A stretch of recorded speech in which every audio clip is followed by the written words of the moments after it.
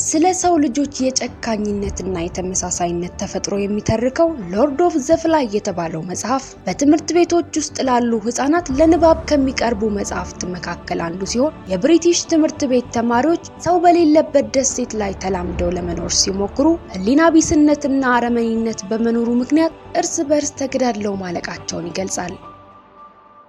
የዚህ መጽሐፍ ታሪክ እንዳለ ሆኖ በእውነተኛው ዓለም ላይ ያሉ ትናንሽ ወንድ ልጆች ቡድን ፈጥረው የሰው ልጅ ወደ ሌለበት ደሴት ጠፍተው በመሄድ እርስ በርስ ለመተባበርና አዲሱን ደሴት ለመላመድ ሲገደዱ ምን የተፈጠረ ይመስላችኋል? የእነዚህን አስደናቂ 6 ህፃናት ታሪክ ልነግራችሁ ነው። እንደ አውሮፓውያኑ አቆጣጠር ከ1965 እስከ 1966 ባለው ጊዜ ውስጥ 6 ልጆች ከአዳሪ ትምህርት ቤታቸው ጠፍተው ሲሄዱ ህፃናት ነበሩና በሰሩት ትልቅ ስህተት ምክንያት የተሳፈሩበት ጀልባ ሰው ከሌለበት የአታ ደሴት ወደብ ጋር ተጋጨባቸው። ይህ እንግዲህ በሎርድ ኦፍ ዘ ፍላይ መጽሐፍ ላይ የተጻፈው ታሪክ አይነት የእውነተኛው ዓለም ገጠመኝ ዘ ቶንጋን ካስትዌይ የተባለው እውነተኛው ታሪክ ነው። በጠንካራው የትምህርት አሰጣጥ የተሰላቹት እነዚህ 6 ህፃናት ቶንግቱፑ በተባለች ደሴት ላይ ከሚገኘው ከሴንት አንድሬው ካቶሊካዊት አዳሪ ትምህርት ቤት በመጥፋት ጉዞ ለመጀመር ቡድን ይመሰርታሉ። ከቡድናቸው መካከል በእድሜ ታላቅ የነበረው የ16 ዓመት ዕድሜ ያለው ሲዮኒ ፋታሁዋ ሲሆን ሌሎቹ የቡድኑ አባላት ደግሞ ማኖቶታኦ፣ ስቴፈን ፋታል፣ ሆሎ ፊኪቶዋ፣ ዴቪድ ፊፊታ እና ሉኬ ቬይኮሶ ይባላሉ። ታዲያ እነዚህ 6 ህፃናት ችግር ውስጥ በሚከታቸው ሁኔታ የአሳ ማጥመጃ ጀልባ ሰርቀው ከትምህርት ቤታቸው ለመጥፋትና ወደ ፊጂ ወይም ደግሞ ከቻሉ ወደ ኒውዚላንድ ለመሄድ እቅድ ያወጣሉ።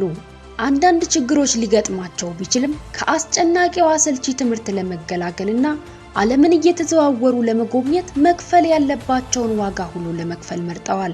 የትኛውን መርከብ እንደሚሰርቁ አስቀድመው ስላቀዱ ታኒሎ ጊላ ከተባለ የአካባቢው አሳ አጥማጅ ጀልባውን ተዋሱና ፀሐይ ወደ መጥለቂያ በሯ ስትቃረብ ጉዟቸውን ጀመሩ።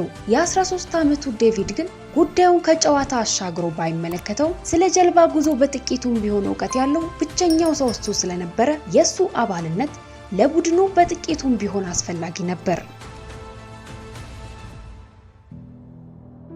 እንደ አውሮፓውያኑ አቆጣጠር በሰኔ ወር 1965 ዓ.ም ጀልባው ላይ ተሳፍረው ጉዟቸውን ሲጀምሩ በወደቡ አካባቢ ከነበሩ ሰዎች መካከል አንዳቸውም እንኳን ቢሆኑ ህፃናቱ የተሳፈሩበት መርከብ ከወደቡ እየራቀ መሆኑን በፍጹም አላስተዋሉም። 2 ጆንያ ሙዝና ኮኮናቶች አሳ እያጠመዱ አብስለው ለመመገብ እንዲሆናቸው አነስተኛ ማብሰያን አካተው ወደ ጀልባቸው ላይ በመጫን እስከ ጉዟቸው ፍጻሜ በቃናል ያሉትን የምግብ ስንቅ ሰንቀዋል። ይሁን እንጂ ስለ ጉዟቸው ጉዳይ በፍጥነት ያወጡት እቅድ ስለነበረና ከነበራቸው የማስተዋል ችሎታ ማነስ የተነሳ የባህር ላይ ጉዟቸውን ከመጀመራቸው በፊት ካርታ ወይንም አቅጣጫ ጠቋሚ ኮምፓስ መያዝ እንደነበረባቸው አንዳቸውም አልተገነዘቡም። እናም በመጀመሪያ ጀብዷቸው በጥሩ የአየር ጸባይና ጥርት ባለ ሰማይ በአመቺ ሁኔታ ቢጀምርም እነዛ ትናንሽ ህፃናት ግን በድጋሚ ትልቅ ስህተት ሰሩ። ጉዞ በጀመሩበት በዛኑ ዕለት ምሽት ሁሉም እንቅልፍ ጥሏቸው በድንገት ባህሩ ተናውጾ ማዕበሉ በላያቸው ላይ ሊከደን ሲቃረብ ሁሉም ከእንቅልፋቸው ባነኑና ወዲያውኑ ዴቪድ የጀልባውን መረብ ዘረጋው። ጀልባውንም ለመቆጣጠር በአውሎ ንፋስ ከተደባለቀው ማዕበል ጋር ትግል ሲገጥም የጀልባው አቅጣጫ መቆጣጠሪያ እንጨት ተሰበረ። ለ8 ቀናትም አቅጣጫቸውን ሳያውቁ ያለበቂ ምግብና ውሃ ቆይተው ችግር ብልሃትን ያስተምራልና ኮኮናቶችን በመቦርቦር ዝናብ በዘነበ ጊዜ በውስጣቸው ለማቆር ሞከሩ። ይሁን እንጂ መያዝ የሚችሉት ውሃ መጠን ጥቂት ስለነበረ 6ቱም ህፃናት ጠዋትና ማታ አንዳንድ ጊዜ ፉት እያሉ ህይወታቸውን ለማቆየት ትግላቸውን ቀጠሉ። ጉዟቸውን ከመጀመራቸው በፊት እንዳቀዱት አሳዎችን ለማጥመድ ቢሞክሩ እንዳሰቡት ማድረግ ግን ቀላል አልነበረ።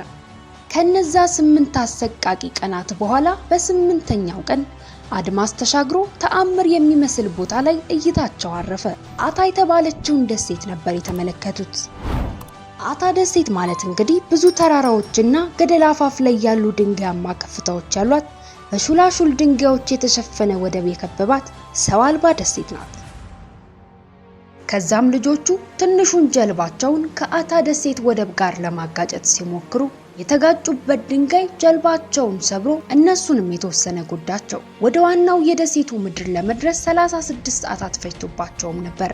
በመላው ደሴቱ ላይ ካለነሱ ሰው እንደሌለ ቢረዱም በባህሩ ላይ ካሳለፏቸው የስቃይ ቀናት አንፃር አታ ላይ ብቻቸውን መቅረታቸው የተሻለ መሆኑን ስላመኑ ከስቃይ እንደዳኑ ተሰማቸው። ዋሻ በጁና በውስጡም ላይ አረፉ። ከስድስቱ ልጆች መካከል ሲዮኒና ስቲፈን ታላላቅ ስለነበሩ የአመራሩ ድርሻ የነሱ ነበርና አንደኛው ትዕዛዛትንና መመሪያዎችን ሲያወጣ፣ ሌላኛው ደግሞ ሁሉንም የመጠበቅ አንድ ላይ በህብረት እንዲጸልዩ የማድረግና የመምከር ድርሻ የኃላፊነት ክፍፍላቸው ነበር። አነስተኛ ገደል ፈለጉና ከስሩ እየገቡ በማደር እንቅልፍ በጣላቸው ጊዜ የተሻለ ደህንነት እንዲሰማቸው አደረጉ። እነኚህ ትናንሽ ህፃናት በየቀኑ ወደ ተራራ ላይ እየወጡ የባህር አዋፋትን በማደን ለምግብነት ብቻ ሳይሆን ውሃ በመጠጣት ፋንታ የወፎቹን ደም እየጠጡ ህይወታቸውን ለማቆየት ገና በለጋ እድሜያቸው መራሩን ትግል ቀጠሉ። ሁለት እንጨቶችን እርስ በርስ በማፋተግ እሳት ለመፍጠር በየቀኑ ያለመታከት ይሞክራሉ። ቀናት እየተቆጠሩ ሳምንታት ሲደመሩ አልፎ አልፎ በህፃናቱ መካከል አለመግባባትና ግጭት በተፈጠረ ቁጥር ብቻቸውን ሆነው በማሰብ ራሳቸውን ለማረጋጋት ይሞክራሉ። ከዛም ወደ ቡድኑ ተመልሰው ህብረታቸውን ለመቀጠል አስቀድመው ተስማምተዋልና በዛ ሰው አልባ ደሴት ላይ የሚያጋጥማቸውን ሁሉ በአንድነት ለመጋፈጥ ትልቅ ብርታት ሆኗቸዋል። ሆሎ የተባለው ልጅ ከጀልባቸው ስብርባሪ ከኮኮናትና ከጫካው ዛፎች ግብዓት በመውሰድ እንደ ጊታር ያለ የሙዚቃ መሳሪያ ሰራና ስለራሳቸው ህይወት የሚተርኩ ዘፈኖችን ጽፈው በከፋቸው ጊዜ መጽናኛቸው፣ በተደሰቱም ጊዜ ደግሞ መዝናኛቸው አደረጉት። በሚገርም ሁኔታ ዛሬም ድረስ ያ የኮኮናት ጊታር የኮሎ መኖሪያ ቤት ውስጥ በክብር ተቀምጦ ያሳለፉትን አስደናቂ ህይወት ይተርካል። ሁልጊዜ ህፃናቱ ደሴቱን ለመጎብኘት ወደ ተራራው ጫፍ ይወጣሉ። ከዕለታት አንድ ቀን ግን በተራራው ጫፍ ላይ ወደ ሜዳማው ከፍታ ደረሱና በጣም አስገራሚ ግኝት ያገኙ ሲሆን ይኸውም ግኝት በ1863 ዓ.ም በአንድ ካፒቴን የተሰራ በጣም የቆየ አነስተኛ መኖሪያ ቤት ነበር። ቤት ብቻ ሳይሆን በዙሪያው የተለያዩ አትክልቶችንና በሚያስገርም ሁኔታ ከብዙ ዓመታት በፊት የነበሩ የካፒቴኑ ዶሮዎች ተራብተው በቤቱ አቅራቢያ አግኝተዋቸዋል። ከዛም በኋላ ህፃናቱ በየቀኑ የሚያገኟቸውን ዶሮዎች እያጠመዱ ወደዛ አነስተኛ ቤት በመውሰድ የኑሯቸውን ሌላኛውን ምዕራፍ ጀመሩ። ቀስ በቀስ 200 ዶሮዎችን እየተንከባከቡ ከቀድሞ የተሻሉ ቀናትን ማሳለፍ ቢጀምሩም በዛ ደሴት ላይ መኖርን በቋሚነት መቀበል ስላልቻሉ አነስተኛ ታንኳ ሰሩና ሰው ወዳለበት ቦታ ለመሄድ ጉዟቸውን ጀመሩ። ይሁን እንጂ 1 ማይል እንኳን ሳይጓዙ ታንኳቸው ሲፈራርስ ወደዛው ደሴት እየዋኙ ለመመለስ ተገደዱ። በአታ ደሴት ላይ 1 ዓመት ካስቆጠሩ በኋላ ከዛ ደሴት የመውጣት ተስፋቸው ተመናምኖ ህይወታቸውን በሙሉ በዛ ደሴት ላይ ሊኖሩ እንደሆነ ማመን ሲጀምሩ ቋሚ የሆነ መጠለያ ገንብተው በካፒቴን ሜግራስ ከ100 ዓመታት በፊት የተተዉትን አትክልት መንከባከብ፣ ወፎችን ማደን፣ ምግባቸውን እያበሰሉ መመገብና በየቀኑ የአካል ብቃት እንቅስቃሴን በማድረግ ቋሚ የሚመስል ህይወት ጀመሩ። ይሁን እንጂ አንድ ቀን በደሴቱ ላይ ጉዞ ሲያደርጉ በሚያስደነግጥ ሁኔታ የሰው አጽም አገኙ። በፍርሃት እንደተዋጡም በሚገባ ከቀበሩት በኋላ የዛ ሰው ጣፋንታ እነሱ ላይ እንዳይደርስና በደሴቱ ላይ ሞተው እንዳይቀሩ አብዝተው ጸለዩ። በወቅቱ ፒተር ዋርነር የተባለ ግለሰብ የራሱን የባህር ላይ ጉዞ በማድረግ ላይ ነበርና በ1966 ዓ.ም ፒተር እና የጉዞው አባላት መርከባቸውን ይዘው በአታ ደሴት በኩል አለፉ። ከዛም ከመካከላቸው አንዱ ከወደ ደሴቱ አቅጣጫ የሰው ድምጽ የሰማ መሰለውና ሁኔታውን ለፒተር አሳወቀው። ይሁን እንጂ ፒተር ባልደረባው የሰማው ድምጽ የሰው ሳይሆን የባህር አዕዋፋትን ድምጽ እንደሆነ ነገረውና ወደ ደሴቱ ቀረብ ብለው ሁኔታውን ለማጣራት ተስማማ። እንደ አውሮፓውያኑ አቆጣጠር በመስከረም ወር በ11ኛው ቀን 1966 ዓ.ም ወደ አታ ደሴት ቀረብ ብለው ሲጓዙ ፒተር ከደሴቱ የሚነሳ ጭስ እንዳለ አስተዋልና የበለጠ ወደ ደሴቱ ለመቅረብ መጓዛቸውን ቀጠሉ።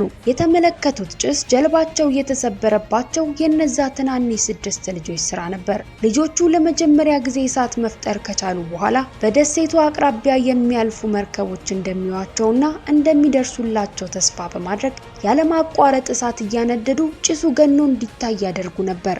ይሁን እንጂ የተለያዩ መርከቦች 4 ጊዜ በደሴቱ አቅራቢያ ቢጓዙም ጭሱን ሳያስተውሉት አልፏቸዋል። በአሁኑ ግን 5ኛ የሆነው የፒተር መርከብ አቅጣጫውን ወደ ደሴቱ አቅንቶ እየተጓዘ መሆኑን ተመልክተው ወደ መርከቡ ለመድረስ በቻሉት ፍጥነት መዋኘት ጀመሩ። ወደ መርከቡ ሲደርሱም ጥርት ባለ እንግሊዝኛ ቋንቋ ቢያንስ ለ15 ወራት በዛ ደሴት ላይ እንደኖሩ ለፒተር አብራሩለት። ፒተርም የመርከቡን የሬዲዮ መገናኛ መስመር ወደ ቶንጋቱፑ ከተማ አገናኘውና ከትምህርት ቤት ጠፍተው በአታ ደሴት ላይ ይኖሩ የነበሩ 6 ልጆችን ማግኘቱን አሳወቀ።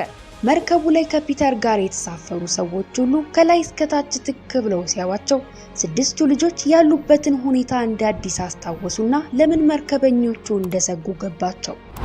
ምክንያቱም ጸጉራቸው ያለ ቅጥ ረዝሟል። በደሴቱ ላይ ከዓመት በላይ ስለቆዩ ሰውነታቸው አድጓልና የቀድሞ ልብሶቻቸው ስለማይበቋቸው ካገለደሙት ብጣሽ ጨርቅ ውጪ እርቃናቸውን እንዳሉ ነበር። የፒተርን መርከብ ባዩ ጊዜ እንደ እብድ እየዋኙ ወደ መርከቡ ይደረሱት። እንደዛው እየተፋጠጡ ቆይተው ከ20 ደቂቃ በኋላ የቶንጋቱፑ ኦፕሬተር የራዲዮን ዝምታ ሰብሮ ያገኛቸው እነዛ ልጆች ሞተዋል ተብለው የቀብር ስነ ስርዓት ሁሉ የተፈጸመላቸው ልጆች ከሆኑ ይሄ ተአምር ነው በማለት ለልጆቹ ማንነት እውቅና ሲሰጥ ፒተር 6ቱንም ልጆች ይዞ ወደ ቶንጋቱፑ ተመለሰ። ይሁን እንጂ ታኒሎጊላ ያኔ የተሰረቀበትን ጀልባ ጉዳይ አልረሳውምና ያጋጠማቸው ምንም ይሁን ምን ብቻ ጀልባውን እንደሰረቁበት አመልክቶ 6ቱም ልጆች ወዲያውኑ ታሰሩ። ታዲያ ፒተር ይህንን በሰማ ጊዜ ለልጆቹ መፍትሄ የሚሆን ጥሩ ዕቅድ አወጣ። ስላሳለፉት ትንግርታዊ የህይወት ታሪክ ዘጋቢ ፊልም ለማዘጋጀትና የሚገኘውን ገቢ ለአሳ አጥማጁ ጀልባ ክፍያ በማድረግ ልጆቹን ከእስር ቤት አውጥቶ ከቤተሰባቸው ጋር ለማገናኘት አቀደ። የጀልባውንም ክፍያ ከፍሎ እንደተመኘው ልጆቹን ከቤተሰባቸው ጋር አገናኛቸው። ከዛም በዘጋቢ ፊልሙ ቀረጻ ላይ ተሳትፈው ፒተርን ለማገዝና ለጀልባው የተከፈለውን ገንዘብ ለመመለስ የአታን ደሴት ለቀው በሄዱ ገና በሳምንታት ልዩነት በድጋሚ ከፒተር ጋር ወደ አታ ተመለሱ። እናም የሰሩት ዘጋቢ ፊልም በአውስትራሊያ ቴሌቪዥን ለተመልካቾች እይታ ቀረበ። ከልጆቹ መካከል ኮሎ ፊኪቶዋ የተባለው እንደ አውሮፓውያኑ አቆጣጠር በ2017 ዓ.ም በ71 ዓመቱ ከዚህ ዓለም በሞት ሲለይ፣ ሌሎቹ ደግሞ በአውስትራሊያ፣ በዩናይትድ ስቴትስ እና በኒውዚላንድ የባህር ዳርቻዎች አቅራቢያ ኑሯቸውን ቀጥለዋል። ክቡራን አድማጭ ተመልካቾቼ የእነዚህን የ6 ልጆች ታሪክ እንዴት አያችሁት? ኮሜንት ላይ ሐሳባችሁን ብትጽፉልኝ ደስ ይለኛል። ላይክ እና ሼር በማድረግ ድጋፋችሁን እንድትገልጹልኝ በአክብሮት እየጠየኩኝ፣ አዲስ የሆናችሁ ደግሞ ሰብስክራይብ አድርጋችሁ የደወል ምልክቱን በማብራት አዲስ ቪዲዮ እንደተለቀቀ ወዲያውኑ ወደ እናንተ እንዲደርስ ማድረግ ትችላላችሁ። እስከ መሰናዶ ፍጻሜ ቆይታችሁን ከኔ ጋር ስላደረጋችሁ ምስጋናዬን እያቀረብኩኝ የዛሬ መሰናዶን በዚያ በቃው። ዳግም በሌላ አስደናቂ መረጃ እስክንገናኝ ቸር ያቆየን።